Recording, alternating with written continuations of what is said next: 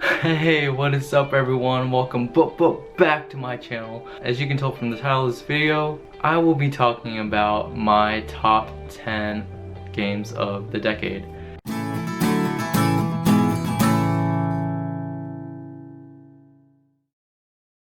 This year's winding down, and so is this decade, and a lot of games have been released the past 10 years. And it's definitely been a crazy ride, especially from the transition from old generation to this generation. It's been an amazing journey to take with these games and all these developers making these games, and just the evolution of the gaming industry as a whole. This is the decade that I really define myself as a gamer because of these games, and I'm just super proud of what this entails, and I'm just really happy just to share what my 10 games of the decade were. And please don't be mad or anything like that if a game that you thought should have been there wasn't on the list, or if a game that you didn't think deserved to be in the top 10 was on the list. Just please respect that. This is the games that influenced me and the games that I played and that I enjoyed. And of course there are many more games that I played than just 10 games, but I feel like these are the games that definitely I feel like had an influence on me that I can remember fondly of, or have memories of, or just anything like that. Just keep in mind that I do play only on the PlayStation, so I am only basing it on PlayStation games, PlayStation 3 and PlayStation 4 games. So yeah, so I guess without further ado, here are my top 10 video games of the decade. So my number 10 game is Black Ops 2. I remember when this came out, it was definitely a pivotal moment, and not only my perspective of Black Ops, but just Black Ops, the brand in general, because this was the first time that you really had a sense of futuristic technology. And it was definitely something, when I played through it the first time, I was like very hesitant about it, because I was like, I don't know what to do. I'm just used to, just normal, guns and modern kind of technology, not this like high-tech drone capability stuff, which I knew drones were a thing back then. But just to see it actually futuristic technology in a game, it was definitely just something I was very hesitant about, but I was also welcoming of. But then, of course, we all know how Call of Duty went after that, so keep that in mind. But that doesn't deter from the fact that I really did enjoy Black Ops 2 as a story. I loved the multiplayer for any of the games I'm going to be talking about, but for this video in particular, I'm just going to be talking about the campaigns and the single player experiences that I experienced with these games. So for Black Ops 2, I just love the story of how they called back from the first game and how they definitely improved on that, and the after effects of that, and how they could build a story from the first game. And the gameplay was definitely so much more fun. The action pieces were so fun to play. All the missions that you had to do were amazing. It was definitely interesting to see what they could do with this franchise and all the different places that we could go. This was when I was going to my clubby kind of mode, and just for them to have a club kind of setting here with and I'm Gonna Try It Out by Skrillex playing, it was definitely a fun thing to do, and it was definitely just something that I just really respected them to do. Of course, I didn't really like any Call of Duty games after Black Ops 2, but that's besides the fact, because this game came out in 2012 and it was amazing, and I just really like it. Number 9 is Journey, which was a PlayStation 3 game, and then it got moved to PS4, and I honestly wish I could have gone into this game sooner. It came out in 2012, but I'll admit I wasn't really a fan of this game, or I didn't really even know about this game until 2015-ish, 2016. And when I actually played through it and watched people play through it, I could understand why. There is no kind of talking or anything but you could tell from the way that they were acting and just the surroundings and everything, it was so beautiful. The soundtrack is amazing. Austin Wintory, the guy who composed this game soundtrack, did an amazing job. And again, it being one of, I think, like the only gaming soundtrack to be nominated for a Grammy, like that's just crazy to think about. I mean, of course it didn't win, but for it to be actually acknowledged because of how amazing of a soundtrack and a game this is, it's mind-blowing. I just love this game. It's so beautiful. The things that you have to do here are pretty simple. I mean, you just have to get to the mountain, self-explanatory, but it's just more than that. Like, if you just think about it, it's like simple like that. It's like, oh, you have to go from one place to the mountain, like that's just simple. But if you really dig deep down and you really realize that it's mostly about like being birth and then life and then death, you know, all the hardships you have to endure, all the people that you meet, all of the strangers that, you know, you go through together or you just go through it alone, you know, it's just definitely just there's just so much more meaning than there is in the surface. And that's what I just love about this game, because it is a journey, not just through this landscape but just through life. And I just really love this game, and I really wish I could have gotten a statue of it when the re-release came out. But you know, I'm just still proud of this game, and I do want to get a Journey tattoo one day, because I think that'd be pretty dope with like the symbols and everything. So I guess we'll see how that goes. But yeah, I just really love this game. It's short, but it's sweet and it gets to the point, and it's definitely hailed as one of the great games of this generation and last generation. So number 8 is Modern Warfare 3, which is the only Modern Warfare from the last generation to be released this decade, if you don't count the remaster and the new reboot that just came out this year, which I haven't played yet, but I plan on playing. But yeah, I feel like a lot of people didn't really like this as much as the first two games.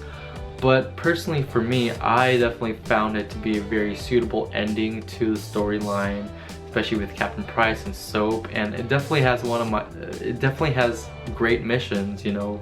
I just remember having a poster of this on my wall and just playing it and just loving it, and it literally just goes off of the second, more so the second game, and then it just goes straight into the third game, which I really just like admire, that they can just really like go from one to the next, because they knew they were going to go from Modern Warfare 2 to Modern Warfare 3 and make it a trilogy, and to have it have the ending that it did have, which I'm not going to be spoiling anything, or there may be like mild spoilers, so if you're going to be watching at all through this video for any of these games, just watch at your own risk. But yeah, I just really love this game, and I really have fond memories of this game, and that is why it is my number 8 game of the decade. My number 7 game of the decade is Horizon Zero Dawn. It's definitely a game that I followed from the beginning, ever since it was shown at E3 2015, and it just wowed me. Like, the storyline was so intriguing, you know, just a world run by like essentially these machines, and then to have the people like go back to like their roots, to like tribes and stuff like that. It's definitely fascinating. And then when I actually played it, I was blown away by how amazing and how rich of a world and how amazing of a storyline that they could create at Guerrilla Games. And props to Guerrilla Games for making this game, and I really don't know if they're going to be making a sequel for the PS5, but you know, I hope so, because this game really deserves it. I mean, I really love this game. It's definitely a beautiful open world game, and you can definitely tell that developers put a lot of time and effort into this, and the presentation for each E3 and for each like trailer that they released was definitely justifiable. I'm still super sad that I didn't get the collector's edition with the statue of Aloy. I really wish I could. If you guys have one out there and are willing to sell it to me for not that much, I'll be willing to pay for it. I love this game so much. It's one of my favorite games of this current generation. Number 6 is Call of Duty 1, or just Call of Duty, which I feel like this is the more memorable Call of Duty compared to the rest of the Call of Duties on this list, just because, you know, it's like, Mason, what do the numbers mean? And then, you know, all that kind of stuff. It's intriguing, and it's definitely one of my favorite stories from a Call of Duty ever. So, but I can just tell you right now that this game is worth your time, especially the campaign. I feel like the campaign really like showcases what Call of Duty can do, and all the action pieces, all the set pieces, all the characters that you meet are definitely one of my favorites from a Call of Duty game. This game was released way back in 2010, so the very beginning of this decade, and I'm proud of its ranking within the top 10 games of this decade. Okay, so we are halfway through the top 10. So my number 5 is Uncharted 3: Drake's Deception, and this came out in 2011, and it's Uncharted, if you guys don't already know, is essentially my favorite gaming franchise of all time, as you can tell by my Uncharted tattoo, which I'm pretty proud of, not gonna lie. I just love Nathan so much. I just love the world that Naughty Dog has created, you know, with Nathan and Elena and then Sully, and just this whole franchise is just one big exciting blockbuster, and it goes so much deeper than that. It's just the adventure, just finding yourself, just greatness from small beginnings, and I feel like this game really harpens on that and just really adds on to that anyone can be a great adventurer, can do great things, even if they come from essentially nothing, like Nathan did. And then him going through, you know, the Rubicon Desert, and then just, you know, doing that epic plane sequence and just all these amazing set pieces. I feel like this was really like a game of set pieces and spectacular kind of visuals. I just love how each Uncharted has like its different kind of thing, you know. For the first one it was the jungle, the second one it was the Himalayas, here it's the desert, and then the fourth one was basically again in the jungle, but also in Madagascar and stuff like that. So I can't really explain enough how much I love Uncharted, and I love Uncharted 3 and how it was supposedly the end of the series. And oh gosh, I also kind of dressed up as Nathan when I went to the sand dunes in California, so if you guys want to link to that video, the link will be down below. I didn't really mean to dress as Nathan Drake, but I kind of did, so yeah, it was kind of a happy accident. The music for this game in particular is definitely very adventure-y as well. It's like more of like typical like Middle Eastern kind of vibe, but it's also very modern and very set piecey and adventurous, and oh gosh, I love this game. So number 4 is God of War 4, or just God of War on the PS4. I'll admit I've never played any of the God of War games. This was my first time going into this franchise. I definitely did watch a few videos prior to playing this game about the past few games, because I know that it is a continuation of the past games, and so I understood the story. But when playing this first time, I didn't know how much of a crafted world that it was. I didn't know that Santa Monica Studios was capable of this.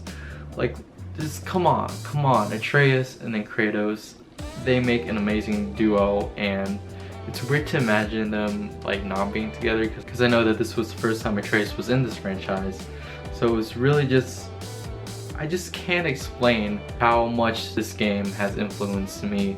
This definitely got my attention to Norse mythology and the Nords, and you know, just Norway and everything like that. It definitely sparked my interest in all that, you know, with the symbols and the lifestyle and just the aesthetic of it all. It definitely caught my attention. It's one of my favorite games of all time. It's number 4 for a really good reason.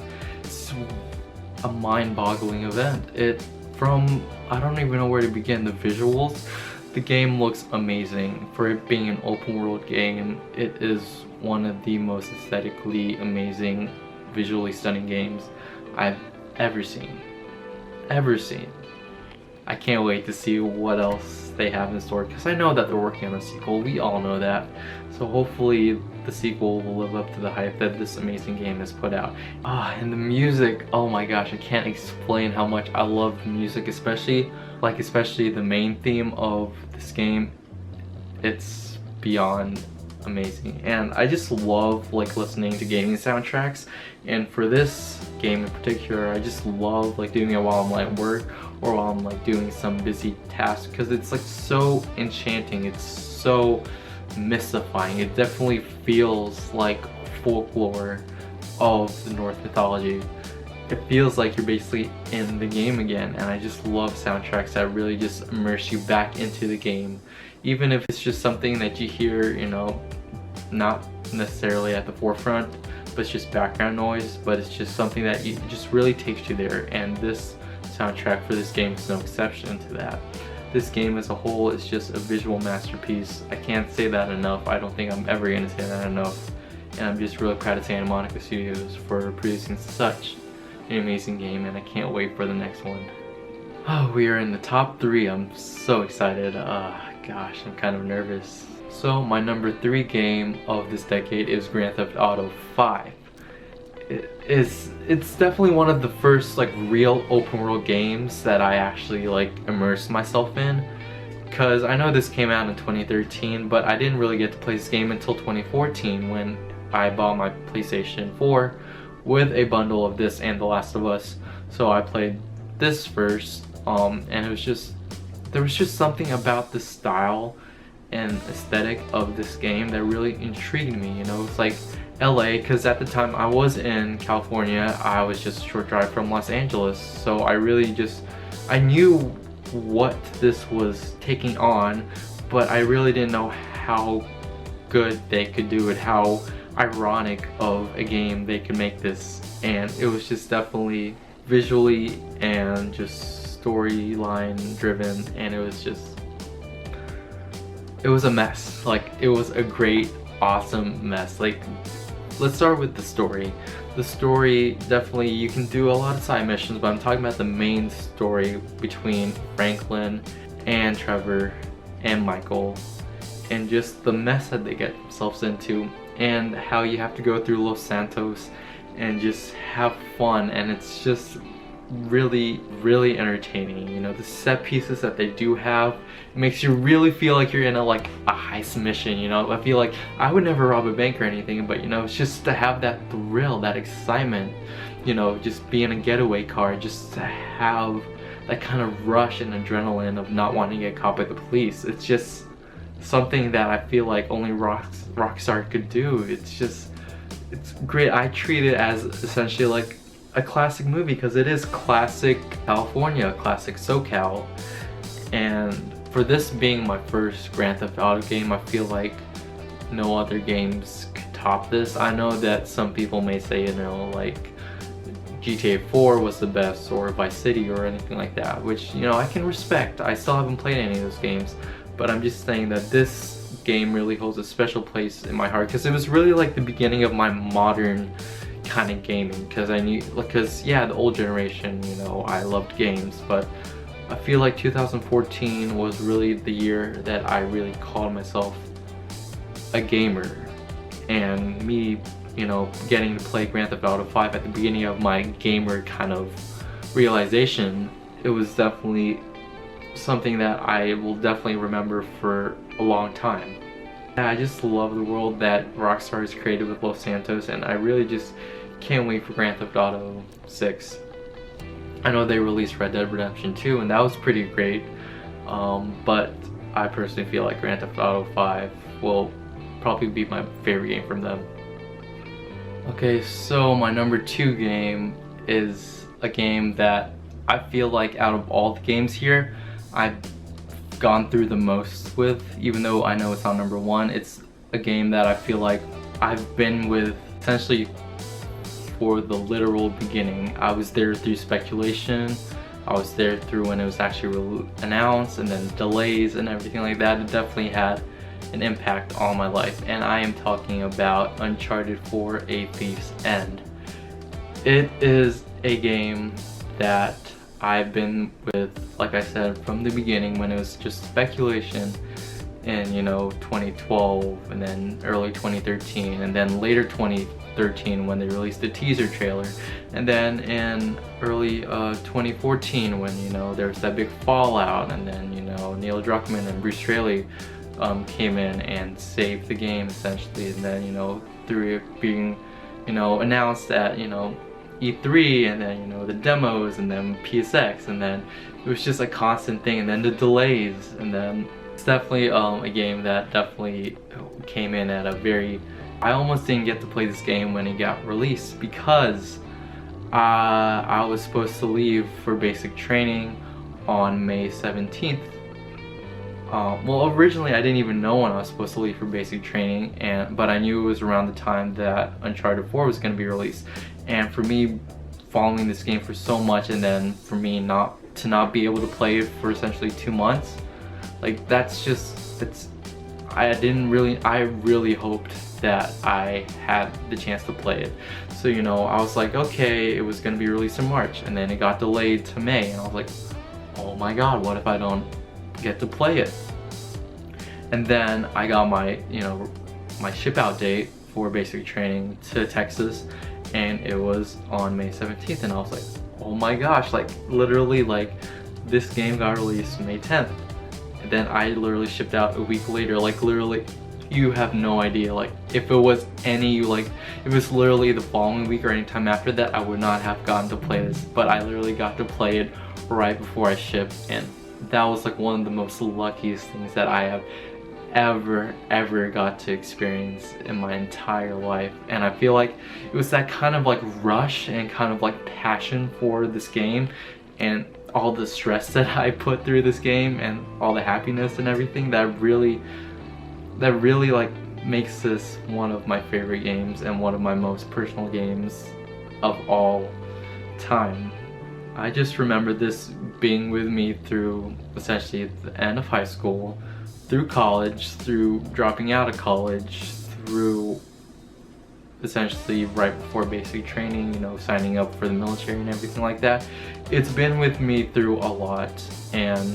But yeah, what can I say about this game that I really like? First off, the visuals. This was the best game visually that they released at that time, until The Lost Legacy came out, and then it was just like improving on what they already did with Uncharted 4.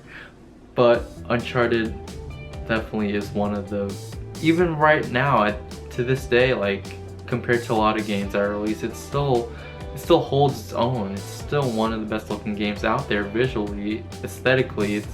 I remember, I don't know, they called it like aesthetic reality or like something like that. I remember like one of the, like someone from Naughty Dog was saying that they were like photorealism, but it was like fake photorealism, like it was like stylized photorealism or something like that, where it's just like kind of similar to real life, but it's more like perfected real life. So that's why I just really respect what they could do with this game visually. And then let's just talk about the storyline. I personally think it is the best out of all 4 games. It has the best storyline, just because they really had time to really flesh out these characters and really explain. They could have the laughs, the cries, and all the drama that came along with this storyline, and they could really flesh out the characters and really have their story be something that could be told to us. It's definitely their longest title. It's their most ambitious title yet, until The Last of Us 2 comes out next year. But I'm just saying, for now, this is definitely one of the best games that they have released. It's definitely, personally, one of my most personal games that I've ever gotten to. It's one of the most personal things I've ever gotten to experience, period, in my life. A game. A lot of people wouldn't like understand that, but hopefully people that are watching this can understand what I mean when I say that games really do have an influence on your life. And now here we are, 9 games later, at my #1 spot. of my favorite game of this decade. I'm pretty sure for this game a lot of people are gonna be like, oh, you're just hyping on the hype train, or oh, it's so typical of you to say that this is your favorite game of, you know, this decade or anything like that. But it's justifiable because I have my own personal reasons for liking this game, aside from it being super successful. But just for what I experienced with this game, how much it's impacted me, how much it's influenced me, how much it's essentially been part of my life. It's definitely something that I am proud to call myself a fan of. And what game am I talking about? Well, my top game, my #1 game of the decade is The Last of Us. And I know what you guys are thinking, you know, I know you guys are like, oh yeah, typical, but let me just explain briefly of why this is my favorite game of this decade. Because, okay, first off, you can't ignore the storyline. It is definitely one of the best storylines, not just for a game, but just for one of the best games for and like any form of entertainment ever. It can literally be competing with one of like a movie or a TV show for one of the best writing experiences ever. And I guess that's why they keep on trying to make it into a movie, but it doesn't need a movie because it's a movie, it's a playable movie. It's so good, the storyline is so emotional, it's so raw. And I'm gonna be repeating this a lot when explaining this game, but it's just very grounded. It's nothing too bombastic, nothing too big. It's very subtle, it's very real life kind of thing, even though the infection is not really that real when it comes to humans, but it's still very much a grounded game. Visually, at the time, it's one of the most stunning games that was released, especially since this is a PS3 title, you know, which got enhanced for the remastered version on the PlayStation 4. I can tell you that this game made me appreciate nature more. And I know what you're thinking, it's like, how can a video game that you play inside, help you, you know, appreciate nature? And I'm just talking about, like, if Naughty Dog can make a game look that beautiful and, you know, can get the light shining through the trees and the leaves, and how they can, you know, have reflections, and, you know, how they can have, you know, snow falling from the sky, and just trees and just forests come alive, and a lake, and just basically if they can have all that and make it that amazing to look at, like, we have the same thing in real life. It really made me really appreciate and look at nature differently. Not just nature, but just the outside world in general, you know? Like I said, every time the light shines through the trees, I definitely, I don't know, I just appreciate it more. Is that weird to say? I don't think it's weird to say, you know? It's just more props to the people that work on the visuals for any game. Not just The Last of Us, but just any game. But in this case, The Last of Us. Yeah. But yeah, now onto the more personal side besides the storyline and the visuals and everything like that. It came out in 2013. I really didn't know about the game until right before it got released. And I was just like, oh, this is an interesting game. And then I found out that it was made by the same people that made Uncharted. And I was like, oh, I love that franchise, so this is gonna be great too. And I just remember, because I was only, what, 16 at the time, and I only really, my parents paid for this game, so they were very hesitant about it because they didn't really like me playing with those gory kind of games. But I convinced them and I played it, and I think within 2013 alone I played it over 10 times. The storyline, I played it from the beginning to the end 10 times alone within that year, by the end of that year. Then I played it even more the following year, and then the following year after that, and then, you know, when it got remastered and everything like that. It was definitely a game. This is a game that I can literally quote. You know how some people can like quote like movies or TV shows so well and they can act it out so well? This is the thing that I can act out the most. I love this game. I love the dialogue. It's so real. This is also one of the reasons why I kind of got into kind of acting, like not like theatrically acting, but just like acting in general, you know, because, you know, how Troy Baker and Ashley Johnson can put on such an amazing performance. And, you know, I love behind the scenes kind of stuff. So when I saw, you know, the making of The Last of Us, the grounded making of The Last of Us kind of video that PlayStation has on their channel, it definitely sparked my fascination, because I do love behind the scenes stuff, and this is no exception to that. And how they can act and put on so much emotion in a mocap suit, in a mocap stage. It's mind-boggling. So I kind of, every time I play it now, I just have a new kind of respect for the actors and everyone that puts so much time and effort into really trying to make these characters seem as real and as authentic as possible. And that's also why I kind of got into acting, because I'm like, if I can be as great as they are in this game, then I can be a real kind of raw, kind of empowered version of myself when I'm acting. You know, it's one of the things that I feel like influenced my life. And of course, yeah, it influenced my life kind of, you know, just me getting a tattoo of the fireflies, because I feel like it's not just a symbol of just the fireflies, but it's just a symbol of the game in general. Like literally when The Last of Us Part 2 got revealed, all they needed to show was the firefly logo, and then everyone went berserk.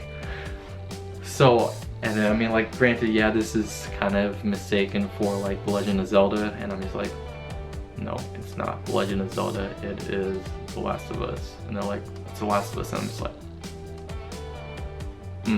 But yeah, Naughty Dog just made an amazing game with this. I'm super happy with this game. It's, again, been one of the most influential things, not just this decade, but in my life. This game has it's definitely something that I will forever be a fan of and be super proud of, and Naughty Dog just did an amazing game. Nothing else to say about that. But yeah, those are my top 10 games of the decade. I'm just super happy that I could actually just share it with you guys. So what do you guys think?